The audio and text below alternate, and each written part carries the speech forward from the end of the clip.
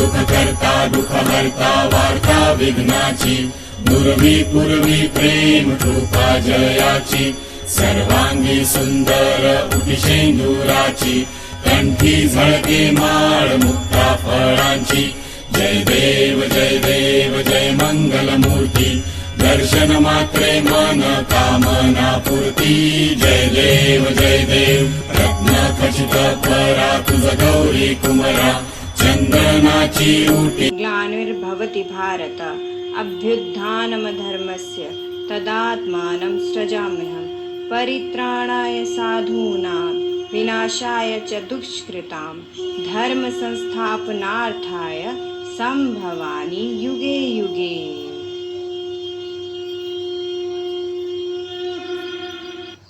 अर्थात हे अर्जुन, जब जब धर्म की हानि होती है और अधर्म में वृद्धि होती है, तब तब सत्पुरुषों के उद्धार के लिए और अधर्मियों के विनाश के लिए, धर्म के पुनः स्थापना के लिए ही मैं जन्म लेता हूँ। ये प्रत्येक युग में होता आया है और आगे भी ऐसा ही होगा। मथुरा राज्य में उग्रसेन नाम का एक राजा था। उसने अपनी पुत्री देवकी का विवाह वासुदेव नाम के युवक से तय किया। देवकी का भाई कंस बड़ा ही क्रूर, दुष्ट और निर्दयी था, परंतु वह देवकी से अत्यंत प्रेम करता था। इसलिए विवाह संपन्न होने के बाद कंस स्वयं उसको छोड़ने ससुराल गया रहे थे।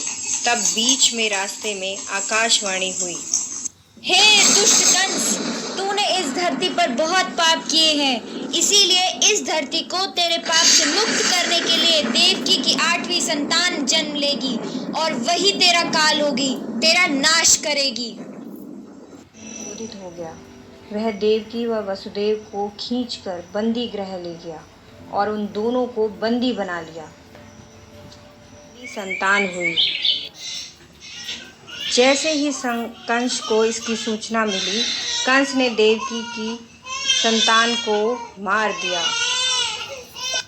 यह उसके अत्याचार की शुरुआत थी। इस प्रकार कंस ने देवकी के 7 पुत्रों को उनके जन्म के तत्काल बाद ही मार डाला।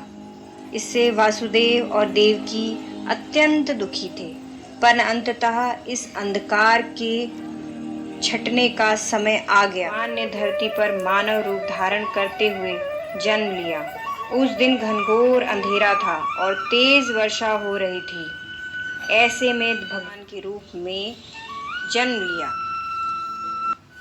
जन्म लेते ही वहां एक दिव्य प्रकाश प्रकट हुआ और उस प्रकाश में से श्री विष्णु भगवान ने अपने पूर्ण रूप अवतार में वासुदेव को दर्शन दिए और वासुदेव से कहा, हे वासुदेव, मैंने इस धरती पर कंस जैसे दुष्टों के विनाश के लिए कृष्ण रूप में अवतार लिया है, अतः मैं आपसे विनती करता हूँ, आपके दोस्त नंद के घर ले चलें। उनकी पत्नी यशोदा ने बालिका को जन्म दिया है।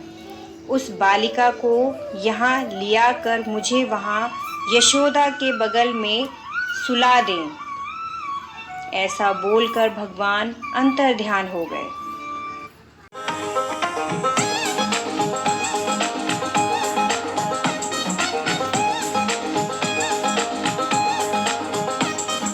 छोटी छोटी गैया छोटे छोटे ग्वाल, छोटी छोटी गैया छोटे छोटे ग्वाल, छोटे से मेरे मदन गोपाल, छोटे से मेरे मदन गोपाल। छोटी छोटी गैया छोटे छोटे ग्वाल, छोटी छोटी गैया छोटे छोटे ग्वाल, छोटे से मेरे मदन गोपाल, छोटे से मेरे मदन गोपाल। क्या खाए गैया क्या खाए ग्वाल, क्या खाए गैया क्या खाए ग्वाल, क्या खाए मेरे मदन गोपाल।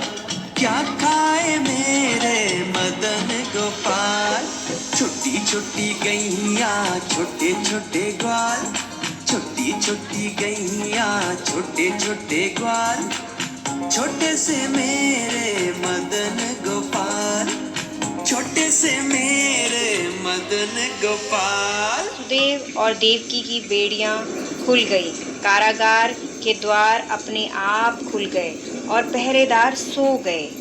ऐसे को लेकर नंद के घर चले गए। तेज बारिश के कारण यमुना नदी का बहाव बहुत तेज था, पर यमुना नदी ने वासुदेव और उनके पुत्र के लिए रास्ता बना दिया और शेषनाग ने फन फैलाकर कृष्ण भगवान को तेज बारिश से बचा दिया। कृष्ण को यशोदा के बगल में लिटाकर उनकी पुत्री को वापस ले आए। वहां पहुंचते ही कारागार के उनकी पुत्री को वापस ले आए।